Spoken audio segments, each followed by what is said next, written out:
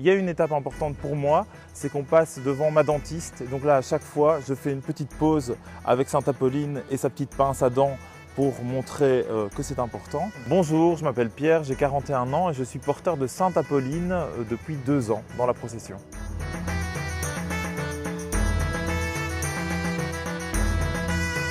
Alors Sainte Apolline, d'après ce qu'on m'a dit, martyre du IIIe siècle qui meurt édentée, les païens lui arrachent les dents et on la brûle vive et donc elle devient patronne des dentistes.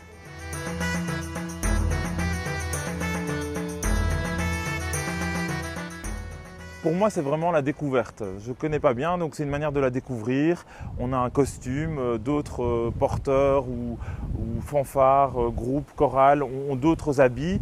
Et c'est une manière de découvrir, de déambuler dans les rues de Tournai, de voir qu'on est nombreux, que c'est un événement qui est certes moins populaire que d'autres folklores d'autres villes, mais qui existe quand même et depuis longtemps.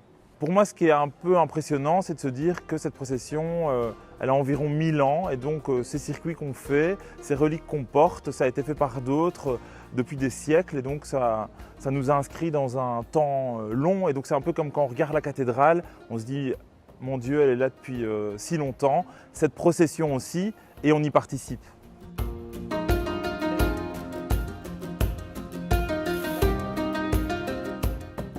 Oui.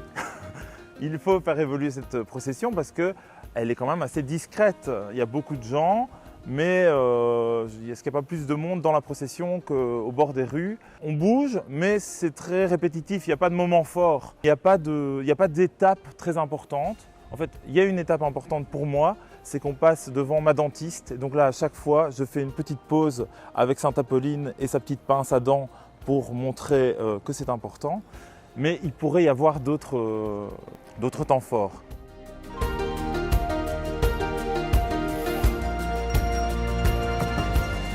J'ai des idées. Par exemple, moi j'aime bien chanter. Je me dis, il y a peut-être moyen de retrouver dans les archives quelque part un chant à Sainte Apolline. On l'apprend en groupe et donc on chante à certains moments, peut-être devant chez ma dentiste, le chant à Sainte Apolline.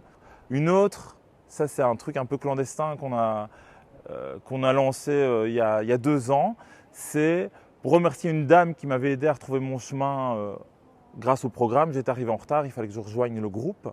Quand je l'ai retrouvée, cette dame, je lui ai dit « écoutez, passez sous la relique de Sainte Apolline, ça vous portera bonheur, ça vous aidera à avoir une bonne santé dentaire pendant 1 an ». Cette dame l'a fait, elle était toute contente et je trouvais ça marrant de lancer un peu une nouvelle tradition. Rigoler, c'est montrer ses dents. Et ça fait plaisir à Sainte Apolline certainement. Et donc, osons sortir un peu d'un sentier battu. Il y a plein de choses à faire à partir d'une procession. On peut regarder ce qu'en ont fait d'autres villes.